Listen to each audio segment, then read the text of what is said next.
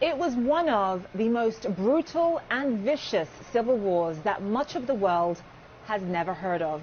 Anyone who lived through Nigeria's Biafra War in the 1960s will forever be haunted by the atrocities, the memories of bodies in the streets, and the fear of not being able to survive another day. After the eastern part of Nigeria declared independence in 1967, the bloody battle that ensued left more than 1 million people dead from starvation, disease, or the endless explosions. The 2.5-year war was literally hell on earth. As many of you who watch this show regularly know, I am Nigerian and I am from the part of the country where this war took place. Family members who lived through it tell me they never knew if they were going to eat, let alone what. It was common for people to feed off of grasshoppers, snakes, and termites. My mother's younger brother died during the Biafra War, and that was considered a very, very lucky outcome. If you only lost one family member, you thanked your lucky stars. So given all of that history and all of that pain, why are there now growing calls for a new secessionist movement in the exact same part of the country? We are joined live now by Amaka Anku, an expert on Nigeria and sub-Saharan Africa. She's also the head of Eurasia's Group's Africa practice. Amaka, thank you so much for being with us. So you and I are both Nigerian. It's been over 50 years since this brutal civil war. Why is there this additional secessionist movement in the same part of this country bubbling up? Look, Zain, the fundamental problem here is that Nigerians don't trust Nigeria, right? Like you said, and there are many reasons for that, right? All the years of military rule, Nigeria has underinvested in Nigerians and in basic services like healthcare, education, infrastructure, and there is then the broader issue of justice, right? We saw the protests last year. Police officers kill people and nothing ever happens to them. So, all of this is taking place in that against this history of the civil war that you just explained, where a lot of people in the Southeast in particular feel like there's never been an official recognition of the suffering of the region, right? We don't have a day every year where the country remembers what happened and these lives that were lost. That was disproportionately in the region, right? We don't even teach the history in the schools.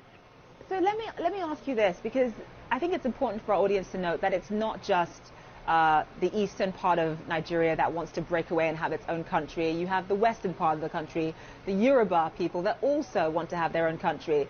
Obviously, Boko Haram in the northeastern part of the country, they want to create an Islamic state. It sort of feels as though there are so many different groups in this great nation who have lost faith in this country. So just in terms of the president's strategy here, if there are people who feel marginalized, has the president made any effort to really show these various parts of Nigeria that he understands their concerns and that their voices are being heard? I would say the government is not doing enough. And look, people have lost faith in Nigeria in part because there's nobody in Nigeria articulating a positive vision for Nigeria's future, right? Nigeria has a crisis of ideas. Nigeria appears not to have any ambition. And look, that is often, in most countries, that's often a role that is played by government. A role that, that to provide a holistic idea about what the country is about and where it's going, to bring people together and drive buy-in. The government is not doing that. But I have to say, Zain, that that's also a role in most parts of the country that is also played by people outside the government. There's a role as well for thought leaders in the country, for private sector participants, to have a constructive vision of where Nigeria should be going, right, and push the government. And that's, there's a symbiotic relationship that can happen here between people inside government and outside government in articulating a positive vision for Nigeria's future. I just want to sort of get at how all of this ends, because obviously President Buhari is not going to wake up and say, okay, you get your own country, you get your own country, or you can have autonomy and you can't. He's not going to do that. So how does all of this end? I don't think it ends until Nigeria starts to really and truly invest in Nigerians. until the Nigerian government, and it's, whether it's Buhari or the person who comes after him, respects Nigerians enough to communicate consistently and clearly where the country is going, what their vision is, right? And then to start to invest in education, in healthcare, in infrastructure, and all of the things that make a society function and make an economy competitive, right? Until that happens, you will continue to see these kinds of calls for secession. And so, just in terms of what the secessionists want themselves, and obviously, yes, we know they want to break apart and form their own country, but is there anything else that they're willing to accept in the medium term, or is it for IBOP and these other groups, is it really secessionist or nothing? I do think that for the leaders of some of these secessionist movements, like Nnamdi Kanu, I do think it's secession or nothing. Maybe the leaders of ODC in the Southwest.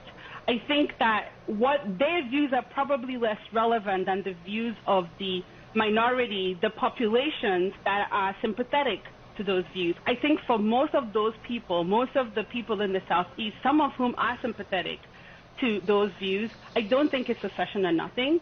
I do think that a clear and consistent outreach, communication, and investment can help to change some of those views. I mean, it's such a shame because Nigeria is such a beautiful country. It has so much potential, and just seeing all of these different areas wanting to separate, saying that they've had enough of being part of this great nation is very, very sad indeed. Amaka Anku, thank you so much for being with us.